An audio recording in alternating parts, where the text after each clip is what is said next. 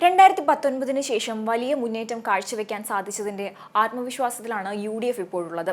സംസ്ഥാനത്ത് ഒന്നടങ്കം UDF തരംഗം സംഭവിച്ചു എന്ന് തന്നെ പറയാൻ സാധിക്കുന്നതാണ്.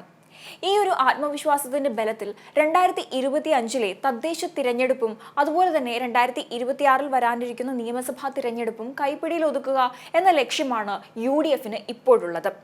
അതിനായുള്ള പല പദ്ധതികളും രാഷ്ട്രീയ നീക്കങ്ങളും UDFന്റെ ഭാഗത്തു നിന്നും ഉണ്ടാവുന്നുണ്ട്.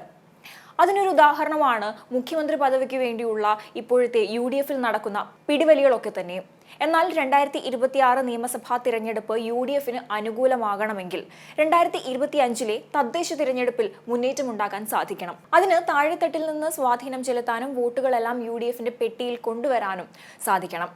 അതിനുവേണ്ടിയാണ് BJP വിട്ട് കോൺഗ്രസിലേക്ക് എത്തിയ സന്ദീപ് വാര്യരെ മുൻനിർത്തി, അതായത് കെ മുരളീധരനൊപ്പം സന്ദീപ് വാര്യർക്കും തിരഞ്ഞെടുപ്പ് ചുമതലകൾ നൽകി തിരഞ്ഞെടുപ്പിനെ നേരിടാൻ UDF തയ്യാറെടുക്കുന്നത്. എന്നാൽ ഇത്തവണ സന്ദീപ് വാര്യരെ മാത്രമല്ല UDF മുന്നിൽ നിർത്തി കളിക്കാനൊരുങ്ങുന്നത്, മറ്റൊരു പ്രമുഖ നേതാവിനെ കൂടി തങ്ങളുടെ പാളയത്തിലേക്ക് കൊണ്ടുവരാൻ അവർ ശ്രമിക്കുന്നുണ്ട്. അത് മറ്റാരുമല്ല, PV അൻവർ MLA ആണ്. PV അൻവർ ഏത് മുന്നണിയിലേക്ക് എന്ന ചോദ്യം കഴിഞ്ഞ കുറച്ച് നാളുകളായി ശക്തമായി തന്നെ ചർച്ച ചെയ്യപ്പെടുന്ന വിഷയമാണ്. ഇപ്പോൾ വന്യജീവി ആക്രമണവുമായി ബന്ധപ്പെട്ട് PV അൻവർ MLAയുടെ നേതൃത്വത്തിൽ UDF പിന്തുണയിൽ വയനാട് പാർലമെന്റ് മണ്ഡലത്തിൽ 3 ദിവസത്തെ വാഹന ജാഥയുമായി ബന്ധപ്പെട്ട് ഉയർന്ന ചോദ്യവും ഇത് തന്നെയാണ്. മുസ്ലിം ലീഗിനും അൻവറിനോടുള്ള എതിർപ്പ് കുറയുന്നുവെന്ന സൂചനകളും ഈ ഒരു ജാഥയിൽ വ്യക്തമാണ്. ഞായറാഴ്ച നടക്കുന്ന സമാപന സമ്മേളനം ET മുഹമ്മദ് ബഷീർ MP ആണ് ഉദ്ഘാടനം ചെയ്യുന്നത്.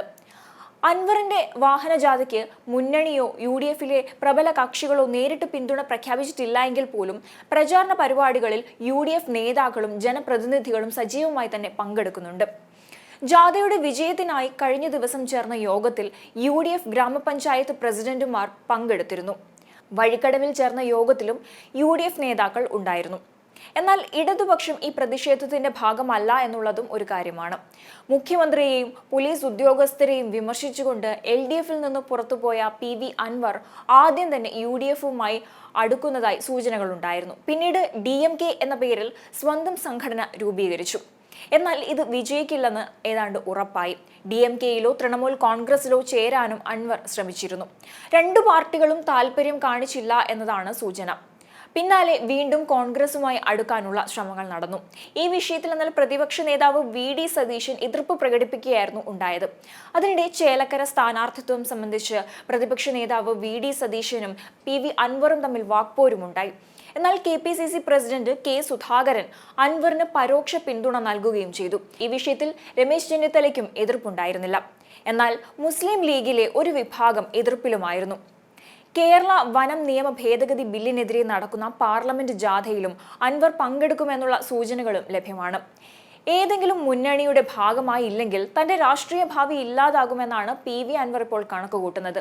ഈ സാഹചര്യത്തിൽ കൂടിയാണ് വനസംരക്ഷണ യാത്രയിലെ UDF നയതന്ത്ര ശ്രമം നടക്കുന്നത്. വയനാട് ലോക്സഭാ മണ്ഡലത്തിലെ മാനന്തവാടി മുതൽ വഴിക്കടവ് വരെയാണ് 3 ദിവസം നീണ്ടു നിൽക്കുന്ന അൻവറിന്റെ പര്യടനം. ഇന്ന് വൈകിട്ട് 5-ന് പനമരത്ത് നടക്കുന്ന പൊതുയോഗം വയനാട് DCC പ്രസിഡന്റ് ND അപ്പച്ചൻ ഉദ്ഘാടനം ചെയ്യുന്നതാണ്. ഇതിലൂടെ കോൺഗ്രസ് പിന്തുണ ഈ ജാഥയ്ക്കുണ്ടെന്ന് ഉറപ്പാക്കുകയാണ് അൻവർ. കേരള വനനിയമ ഭേദഗതി ബില്ലിന് മന്ത്രിസഭ അംഗീകാരം നൽകിയ സാഹചര്യത്തിലാണ് യാത്ര സംഘടിപ്പിക്കുന്നതെന്ന് PV അൻവർ ഫേസ്ബുക്കിൽ കുറിച്ചിരുന്നു. നിയമം പ്രാബല്യത്തിൽ വന്നാൽ കർഷകരുൾപ്പെടെയുള്ള സാധാരണക്കാർക്ക് നേരിടേണ്ടി വരുന്ന ബുദ്ധിമുട്ടുകൾ ചൂണ്ടിക്കാട്ടിയാകും PV അൻവർ MLAയുടെ പര്യടനം.